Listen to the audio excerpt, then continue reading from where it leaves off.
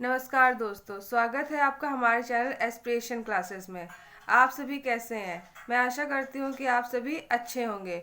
तो आज की हम अपने इस वीडियो में आपके लिए कुछ पॉलिटी के कुछ क्वेश्चंस लेकर के आए हैं, जो कि आपके इसके पहले जितने भी प्रीवियस ईयर एग्ज़ाम हो चुके हैं उन्हीं एग्ज़ाम से कुछ चुनिंदा क्वेश्चन छांट करके हम आपके लिए लेकर आए हैं, जो कि हर प्रकार की परीक्षाओं में हमने ये देखा है कि हर प्रकार की परीक्षाओं में उससे संबंधित कुछ न कुछ प्रश्न पूछे जाते रह रहे हैं और आगे भी पूछे जाने की संभावना है। इसलिए मैं आपसे यही रिक्वेस्ट करूंगी कि आप इस वीडियो को पूरा अंत तक जरूर देखें। यदि आप हमारे चैनल पर पहली बार विजिट कर रहे हैं तो प्लीज़ हमारे चैनल को लाइक, शेयर एंड सब्सक्राइब अवश्य करें। तो चलिए हम आज का अपना वीडियो स्टार्ट करते हैं। हमारे इस वीडियो का पहला क्वेश्चन है, भारत सरकार का एकमात्र राज्य जहां समान सिविल कोड का प्रावधान है। आपको बताना है कि भारत का कौन सा ऐसा एकमात्र राज्य है जहां पर समान सिविल कोड का अप्लाई किया जाता है। तो गोवा, जम्मू कश्मीर, केरल या फिर असम राज्य। तो इस क्वेश्चन का राइट आंसर हो जाएगा ऑप्शन नंबर ए, गोवा। समान नागरिक कोड क्या होता है या फिर समान सिविल कोड क्या होता है? ये एक सेकुलर कानून होता है, यानी कि धर्मनिरपेक्ष कानून होता है। यहाँ पे समान आचार संहिता होती है जो कि सभी धर्मों के लोगों के लिए समान रूप से लागू होता है। तो भारत का एकमात्र राज्य कौन सा है? गोवा, जहाँ पर समान सिविल कोड का प्रावधान है, यानी कि धर्मनिरपेक्षता का प्रावधान है। नेक्स्ट क्वेश्चन, राज्यसभा सदस्य के लिए न्यूनतम आयु कितनी है? 25 वर्ष, 30 वर्ष, 31 वर्ष या फिर 35 वर्ष? तो इस क्वेश्चन का राइट आंसर हो जाएगा ऑप्शन नंबर बी, 30 वर्ष। भारतीय संविधान के अनुच्छेद 84 के अनुसार कोई भी व्यक्ति राज्यसभा का सदस्य बन सकता है यदि वह भारत का नागरिक हो, उसकी आयु कम से कम 30 वर्ष हो और कोई ऐसी अन्य अर्हताएं जो संसद द्वारा मांगी जाती हैं अगर वह उसके पास है तो वह राज्यसभा का सदस्य बन सकता है और उसकी न्यूनतम आयु 30 वर्ष कम से कम होनी चाहिए। नेक्स्ट क्वेश्चन, भारत सरकार का प्रथम विधि अधिकारी कौन है?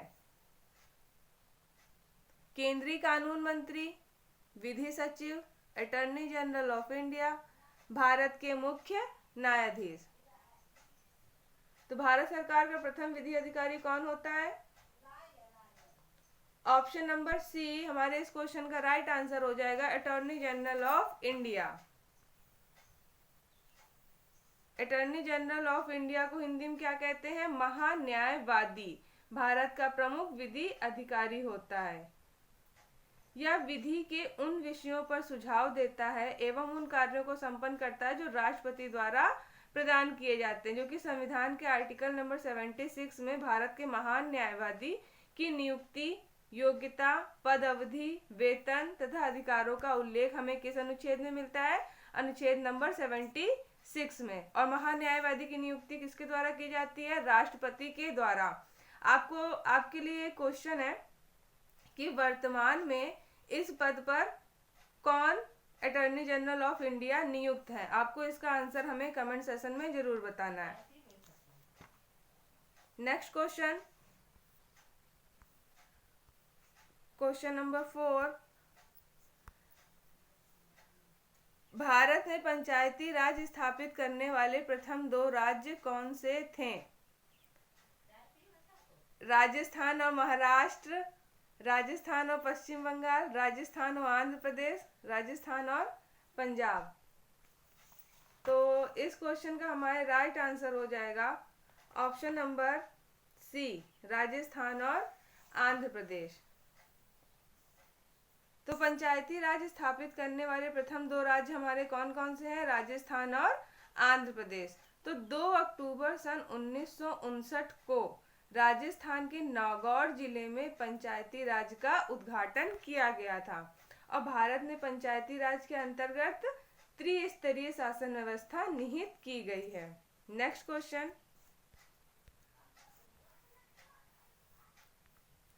भारत के मुख्य निर्वाचन आयुक्त की नियुक्ति कौन करता है? संसद, प्रधानमंत्री, उपराष्ट्रपति।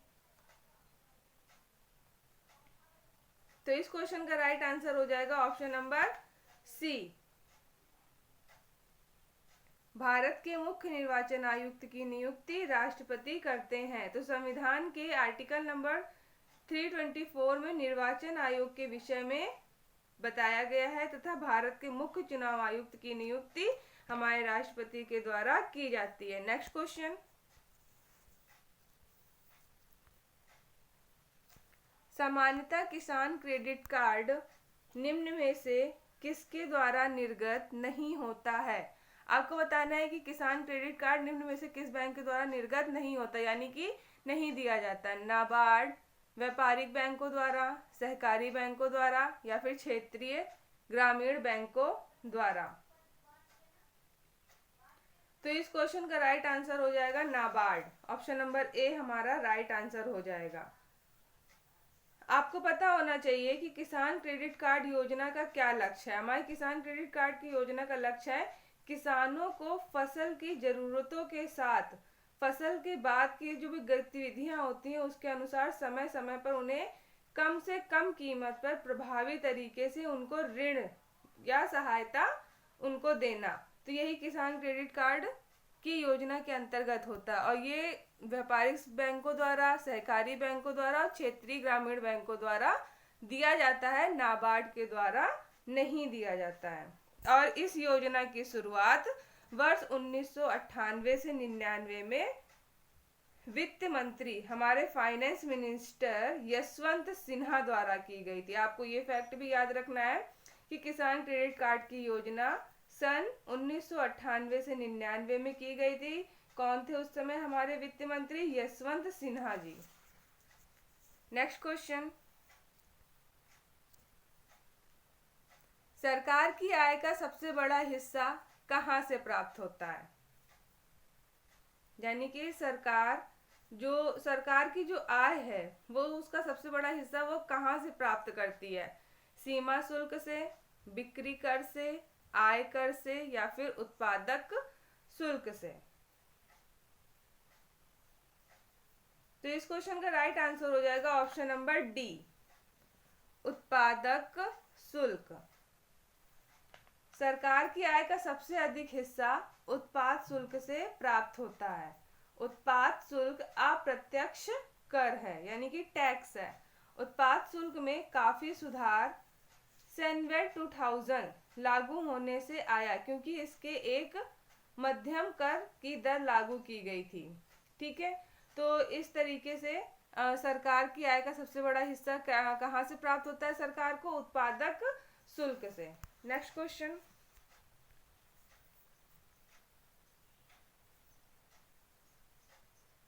प्रधानमंत्री द्वारा घोषित निम्नलिखित योजनाओं में से कौन सी 9 मई 2015 को आरंभ नहीं की गई थी?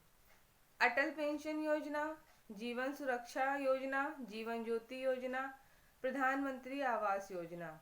आपको इस क्वेश्चन में बताना है कि कौन सी ऐसी योजना है जो 9 मई 2015 को प्रारंभ नहीं की गई थी, यानी कि इसमें से कोई एक ऐसी योजना है जो प्रारंभ नहीं की गई थी, बाकी सभी 9 मई 2015 को प्रारंभ की गई थी।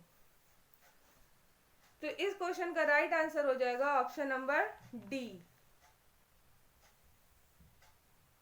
प्रधानमंत्री आवास योजना आरंभ नहीं की गई थी। ये 25 जून 2015 को प्रारंभ की गई थी। प्रधानमंत्री आवास विकास योजना 25 जून 2015 को प्रारंभ की गई थी, जबकि 9 मई 2015 को अटल पेंशन योजना, जीवन सुरक्षा योजना तथा जीवन ज्योति योजना तीनों ही प्रारंभ की गई थी और प्रधानमंत्री आवास योजना 25 जून 2015 को। नेक्स्ट क्वेश्चन, हमारे राज्य की सरकार ने वित्तीय वर्ष 2015-16 को किस वर्ष के रूप में घोषित कर रखा है? तकनीकी वर्ष, विकास वर्ष, किसान वर्ष या फिर स्वच्छता वर्ष? तो 2015-16 को वित्तीय वर्ष के रूप में हमारी राज्य सरकार ने किसान वर्ष योजना के अंतर्गत घोषित कर रखा है। ऑप्शन नंबर सी हमारे इस क्वेश्चन का राइट आंसर हो जाएगा। 2015-16 को किसान वर्ष के रूप में माना जाता है। उत्तर प्रदेश के मुख्यमंत्री श्री अखिलेश यादव ने 2015-16 को किसान वर्ष घोषित किया था और यूपी का 75% बजट ग्रामीण और किसानों के लिए बताया गया था। किसके द्वारा? श्री अखिलेश यादव जी के द्वारा। नेक्स्ट क्वेश्चन,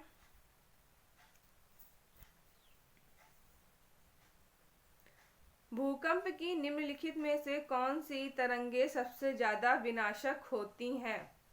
अब ये क्वेश्चन हमारा सामान्य विज्ञान से संबंधित है, क्योंकि ये क्वेश्चन भी हमने प्रीवियस ईयर के क्वेश्चन पेपर्स में आरआरबी, एनटीपीसी, आपका एसएससी और बैंक के question, super TET, UP TET, इन सभी में हमने ये क्वेश्चन देखा। इसलिए हम अपनी इस श्रृंखला में आगे आपके लिए ये क्वेश्चन लेकर के आए हैं।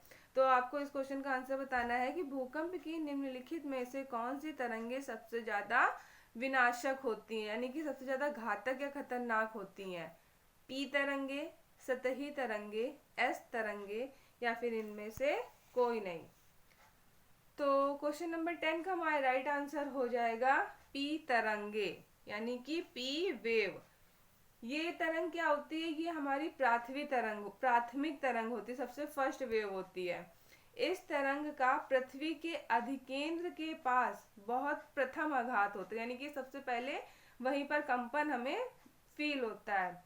ये ठोस, द्रव तथा गैस तीनों माध्यम में चलती हैं, परंतु ठोस में इसका वेग सबसे अधिक होता है और ये ध्वनि तरंग अनुदैर्घ्य तरंगों की भांति व्यवहार करती हैं। नेक्स्ट क्वेश्चन, तो आपको आशा करती हूँ कि आपको हमारा ये वीडियो जरूर पसंद आ रहा होगा। यदि आपको हमारा ये वीडियो पसंद आ रहा हो तो प्लीज़ हमारे चैनल को लाइक, शेयर एंड सब्सक्राइब अवश्य करें। नेक्स्ट क्वेश्चन, परितंत्र के दो मूल घटक हैं, पौधे और प्राणी, जीवन और अजीवी, पौधे और प्रकाश, घास पात और सूक्ष्म जीव। तो परितंत्र के दो मूल घटक कौन कौन से होते हैं? जीवी और अजीवीय। ऑप्शन नंबर बी हमारा राइट आंसर हो जाएगा, जीवी और अजीवीय। परितंत्र को हम इंग्लिश में क्या कहते हैं? इकोसिस्टम। तो 1935 में एजी टॉन्सले द्वारा पारिस्थितिकी या फिर परितंत्र की संकल्पना प्रस्तावित की गई थी। टॉन्सले के अनुसार परितंत्र के दो मूल घटक हैं जिससे कि उसकी रचना होती है, पहला अजैविक, दूसरा जैविक। Next question,